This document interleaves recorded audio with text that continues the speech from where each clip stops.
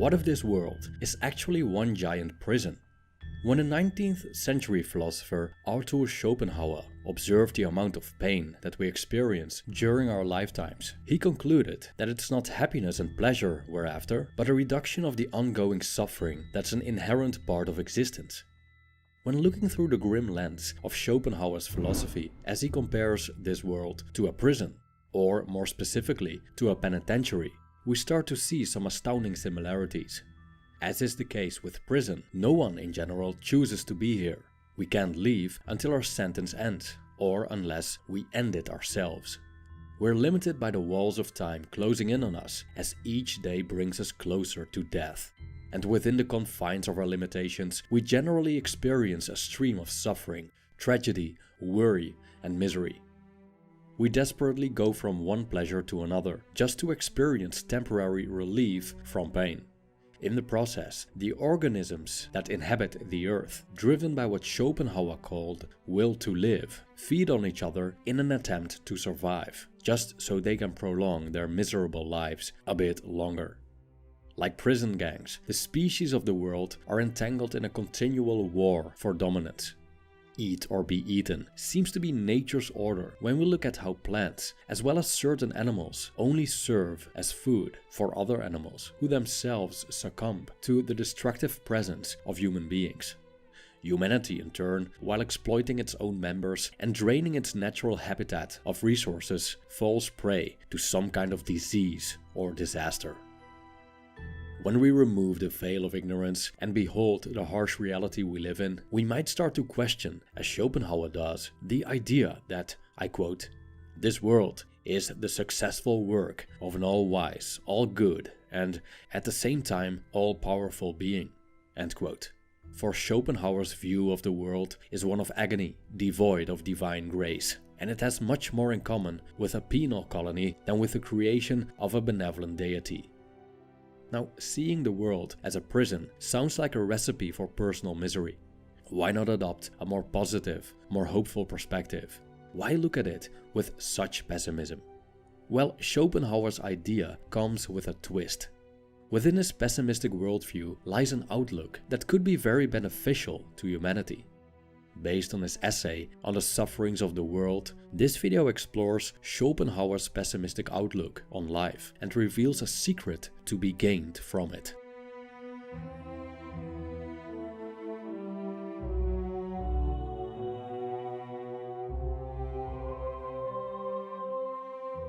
Schopenhauer stated that, as opposed to what many people think, not pleasure, but pain is the positive element of existence.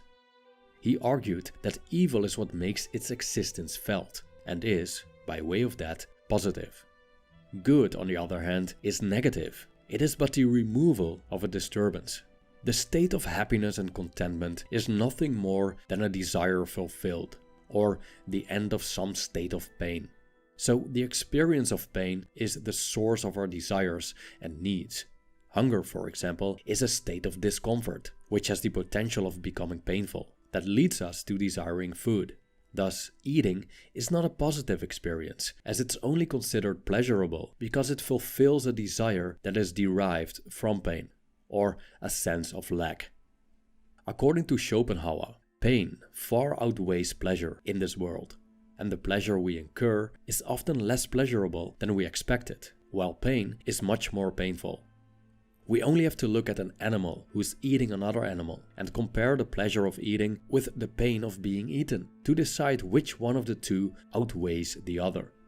Schopenhauer not only calls life a disappointment, but also a cheat. Life generally becomes more painful when we age, as we experience tragedy after tragedy, while we become increasingly prone to sickness and death. And even though life unfolds as a string of misfortunes, when we're still young and idealistic, the world just looks so promising. But all of our high hopes eventually erode, and we end up disappointed and wretched by the hardships that have fallen upon us. We're met with insecurity, betrayal, poverty, physical pain, and possibly even loss of reason.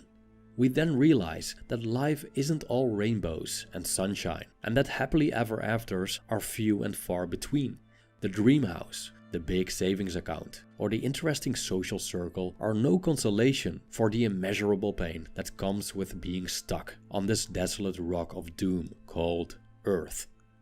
If anything, the fulfillment of all that we wish for and the continual suppression of desires by the means of pleasure lead to boredom, which is just another form of dissatisfaction. Schopenhauer's view of the world leaves no room for optimism. Life is a burden, the result of some false step, some sin of which we are paying the penalty. And it would have probably been better if it had never happened at all. I quote, "If you try to imagine, as nearly as you can, what an amount of misery, pain and suffering of every kind the sun shines upon in its course, you will admit that it would be much better if, on the earth, as little as on the moon, the sun were able to call forth the phenomena of life, and if, here as there, the surface were still in a crystalline state." End quote. Schopenhauer compares us to lambs in a field under the eye of a butcher who decides who is going to be the next prey. Powerless over our fate, we can only wait, imprisoned by life itself, for the moment when the next misfortune washes over us. Some choose to escape this cycle of misery by checking out early. Others proceed doing what they've always done, which is consoling themselves by engaging in pleasure. And so we drink to forget about past sorrows and indulge in distractions to not be consumed by worries about the misfortunes yet to come. As prisoners, we sit out our penance and make it bearable at most by minimizing our pain. Even though it sounds gloomy, it's this reality that Schopenhauer wants us to embrace. I quote, "If you want a safe compass to guide you through life and to banish all doubts as to the right way of looking at it, you cannot do better than accustom yourself to regard this world as a penitentiary, a sort of penal colony." End quote.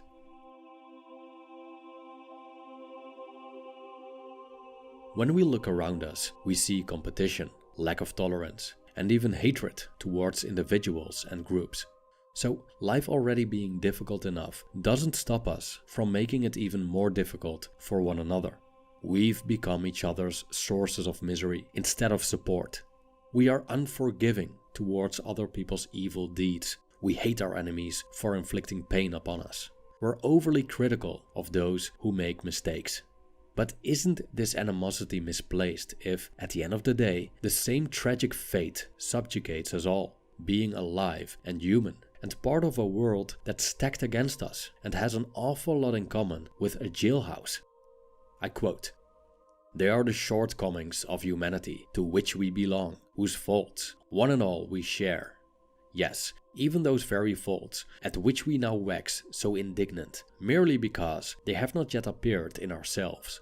They are faults that do not lie on the surface, but they exist down there in the depths of our nature, and should anything call them forth, they will come and show themselves, just as we now see them in others." End quote. If we accept this view of life and acknowledge that we all share the same anxieties, insecurities, grief, physical pain, and restlessness because we're part of the same miserable existence, we can regulate our expectations accordingly. Incidents that are usually looked upon as bad are nothing unusual or unexpected, but rather logical consequences of an existence based on misfortune.